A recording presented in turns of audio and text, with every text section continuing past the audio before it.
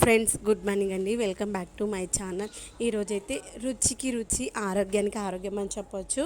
ఈ యొక్క పొడి మనం అన్నంతో తినొచ్చు, దోశ పైన పౌడర్ వేసుకొని మనము మంచిగా రోస్ట్ చేసుకొని తినొచ్చు, లేదంటే ఇడ్లీతో తినొచ్చు, లేదంటే ఏదైనా గ్రేవీ కర్రీలో మనము పౌడర్ కూడా వాడుకోవచ్చు అనమాట. ఇది ఎలా చేయొచ్చు ఏంటనే చూసేద్దామా.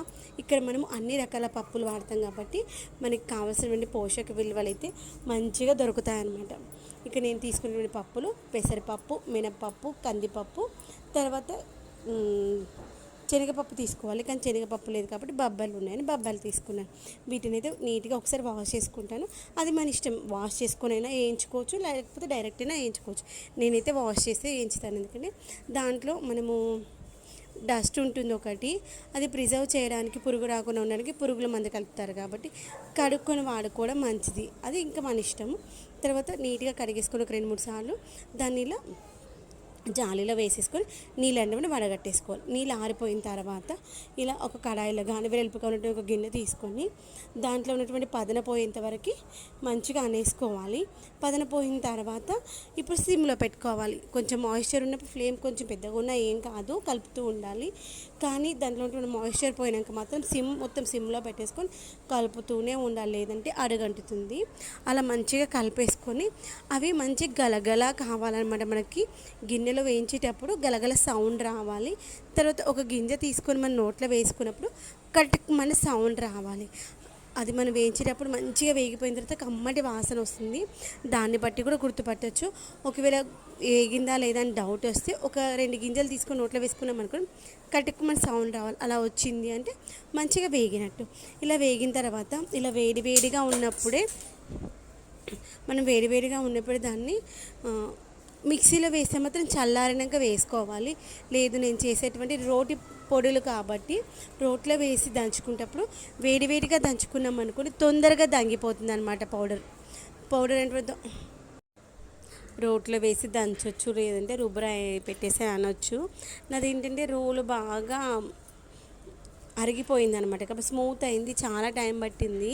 కానీ మనకి రఫ్గా ఉన్నటువంటి రోళ్ళు అనుకోండి 10 నిమిషాల్లో దంగుతుంది. నాకు దగ్గర 1.5-2 గంటలు పట్టింది అవి దంగడానికి.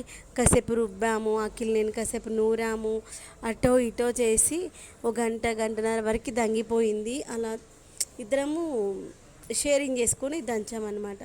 ఏమన్నా మమ్మీ దంచడి కంటే రుబ్బరావు తీసుకొచ్చి రుబ్బుతా అన్నాడు.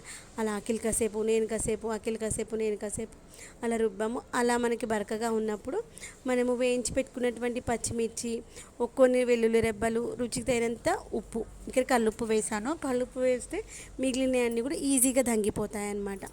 ఆరోగ్యానికి కూడా దొడ్డుప్పు మంచిది కదా. ఇవన్నీ వేసేసి కాసేపు రుబ్బానికైనా దంగలేదు. మళ్ళీ రుబ్బురవ్వ తీసి పక్కన పెట్టేసి మళ్ళీ నూరిన ఆ యొక్క మిరపకాయలు దంగేంత వరకు నూరి మళ్ళీ రుబ్బురవ్వతో పెట్టి మళ్ళీ రుబ్బాను. అలా అటు ఇటు చేసా. ఫైనల్గా అయితే పొడి రెడీ అయిపోయింది. మనము మిక్సీలో పట్టిన దానికంటే రుబ్బురవ్వతో రుబ్బితే చాలా టేస్ట్ వస్తుందన్నమాట. నాకైతే దీన్ని పొన్ను పట్టించుకోవాలి అని డిసైడ్ అయిపోయాను.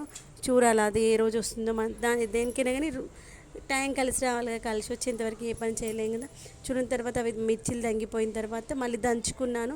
కారం వేసాం కదా, ఇప్పుడేమో ఎండలు మండిపోతుంది, ఫ్యాన్ లేకుండానేమో ఉండలేము. ఫ్యాన్ వేసేటప్పటికేమో అంతా సన్నగా దంగిపోయింది ఉంటుంది కదా పొడి, అదంతా పైకి ఎగురుతూ ఉంది. ఇంకా నేను ఫ్యాన్ సైడ్ పెట్టకుండా రోల్ని ఆపోజిట్లో పెట్టేసుకొని దంచుకుంటూ టీవీ చూస్తూ ఉన్నామన్నమాట. ఏదో కొత్త మూవీ అమెజాన్ ప్రైమ్లో పెట్టేసుకొని సినిమా చూస్తూ దంచాము. ఇంకా మొత్తానికైతే దంగిపోయిన తర్వాత ఇలా ఒక గ్లాస్ బాటిల్లో స్టోర్ చేసి పెట్టుకున్నాం అనుకోండి. మనం రోజు వేడి అన్నంలో ఒక 2 స్పూన్లు వేసుకొని కొంచెం నెయ్యి వేసుకొని కానీ, లేదంటే వేడి అన్నంలో అలానే తిన్నా కానీ చాలా బాగుంటుంది. ఇంకా నేను ఇది దంచిన తర్వాత మార్నింగ్ దోశ కోసమని పప్పు నానబెట్టుకున్నాను. అది కూడా దీంట్లోనే రుబ్బేశాను. చూడాలి రేపు దోశలు ఎలా వస్తాయి, ఆ వీడియో కూడా మరొక వీడియోలో చూపిస్తాను.